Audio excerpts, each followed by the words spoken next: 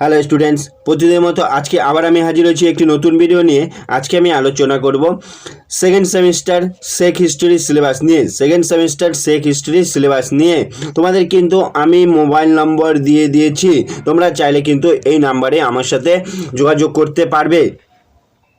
আচ্ছা, second semester শেখ history second semester শেখ হিস্ট্রি সিলেবাসে কি বলছে, এখানে যে বিষয়টি রয়েছে এই বিষয়টি তোমাদের না পড়লেও চলবে।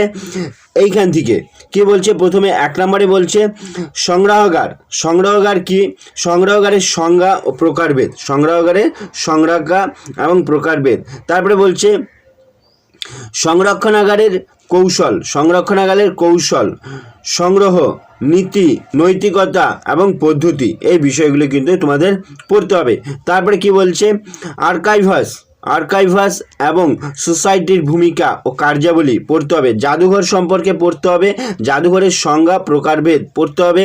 তারপরে বলছে সংগ্রহ ক্ষেত্রে অনুসন্ধান, খনন, ক্রয়, উপহার এবং উইল, ঋণ, আমানত, বিনিময়, গুপ্তধন বাজেয়াপ্ত করা ইত্যাদি বিষয়গুলি সম্পর্কেও কিন্তু তোমাদের পড়তে হবে। তারপরে পড়তে হবে ডকুমেন্টেশনের মধ্যে কি কি পড়তে হবে, আর্ক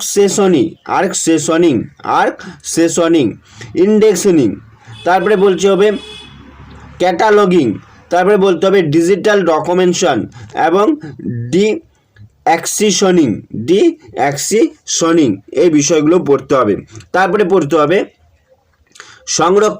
সংরক্ষণের মধ্যে কি কি রয়েছে, কিউরেটরিয়াল, তারপরে কেয়ার, প্রতিশোধনমূলক সংরক্ষণ, রাসায়নিক সংরক্ষণ এবং পুনরুদ্ধার, এই বিষয়গুলো পড়তে হবে।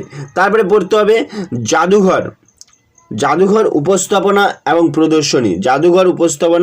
প্রদর্শনী, তারপরে রয়েছে 4 নম্বরে জাদুঘর এবং সমাজ কি বলছে এখানে, শিক্ষা, এটা অপশনাল আছে, শিক্ষা এবং যোগাযোগ প্রচার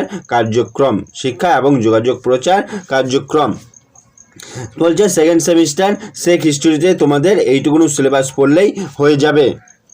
ভিডিওটি ভালো লাগলে লাইক করবে এবং বন্ধুদেরকে শেয়ার করে দিবে। আজকে এই পর্যন্তই, পরের ভিডিওতে আবার দেখা হবে।